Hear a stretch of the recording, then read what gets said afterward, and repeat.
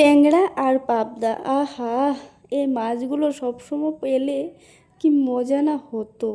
আর তোমরা আমার ইনস্টাগ্রামে খেরবাড়ির বাসাটার ভিডিওটা দেখে দেখে সবাই এত হাসছো কেন ভাই? আমি কি ভালো করে বলতে পারিনি?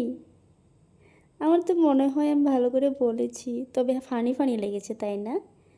আমারও খুব ভালো লাগে কিন্তু কথাগুলো বলতে। আজকে একটু বলি, হ্যাঁ। তো কিতা কররাই তোমরা বালানি?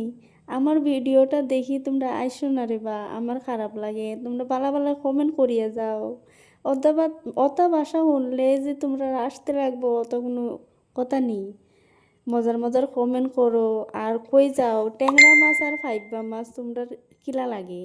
আমার তো বেশ মজা লাগে, খাইতাম খাইতাম করে খালি মন। আর কিতা কইতাম, আর অতর বেশি আমি কইতে পারতাম না। মাঝে মাঝে এই ধরনের পাবদা ট্যাংরা মাছ পেলে কিন্তু আর বাজার থেকে কিনে আনা চালানি মাছগুলোর দিকে তাকিয়ে দেখতে ইচ্ছা হয় না। সব সময় কিন্তু এইগুলো মাছ খেয়ে অভ্যাস, আর এই ধরনের মাছ কিন্তু সব সময় এখন খেতে পাই না। আগে এক সময় ছিল বাবা যখন মাছ মারতো তখন কিন্তু এই মাছগুলোর প্রতি এতটা ইন্টারেস্ট ছিল না, আর এই মাছের টেস্টটা কি হয় তখন হয়তো ভালো করে বুঝতেই পারতাম না। এখন যখন টাকা দিয়ে কিনে আনতে হয় তখন বুঝতে পারি এই মাছের সেই টেস্ট, সেই রকমের টেস্ট। বারে বা, এই টেস্ট যদি আগে বুঝতাম তখন আর পাতে দেওয়া মাছগুলো ফেলে দিতাম না, মাঝে মাঝে খেতে ইচ্ছে করতো না, ফেলে দিতাম। আর যদি কাটতে বলতো তখন তো আমি ডাইরেক্ট আমি খাবোই না। মা যদি বলতো মাছগুলো খেটে ফেলো, আমি না, মোটেও না, আমি কাটবো না, আমি খাবো না, লাগলে আমি ডাল ভাত খেয়ে নেবো, আমি জল ঢেলে ভাত খেয়ে নেবো, তবু আমি কাটবো না।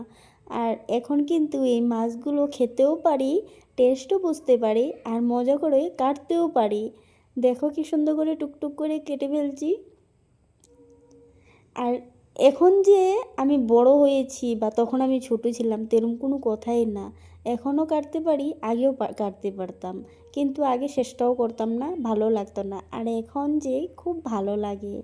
আর এই মাছগুলো একদম তরতাজা ছিল, আর কয়েকটা তো জীবিতও ছিল।